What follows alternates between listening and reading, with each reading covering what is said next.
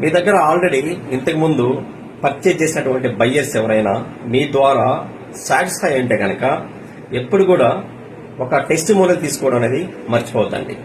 ఆ టెస్టిమోనియల్ మీరు ఎంత పెద్ద అడ్వర్టైజ్మెంట్ ఇచ్చినా లేకపోతే ఎంత పెద్ద ఆర్గానిక్ వేలో వెళ్ళినా కూడా ఆ టెస్టిమోనియల్ ఇచ్చేటటువంటి ఒక కాన్ఫిడెన్స్, ఒక ట్రస్ట్ మీ మీద మీ బయ్యర్స్ కి ఇంకెవరు కూడా ఇవ్వలేరు.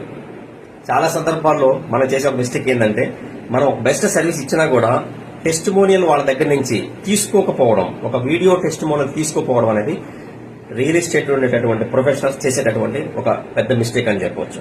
అదేం చేస్తుందంటే మన గురించి మనం హైలైట్ చేసి చెప్పకుండా ఎదుటి వ్యక్తి అంటే మీ దగ్గర ఆల్రెడీ ఎవరైతే పర్చేజ్ చేసినటువంటి బయ్యర్ ఉంటారో వాళ్ళ దగ్గర నుంచి ఒక సాటిస్ఫైడ్ మోడ్ లో వచ్చినటువంటి వీడియో కాబట్టి దాని ద్వారా ఎక్కువ సేల్స్ వచ్చేదానికి అవకాశాలు ఉన్నాయి.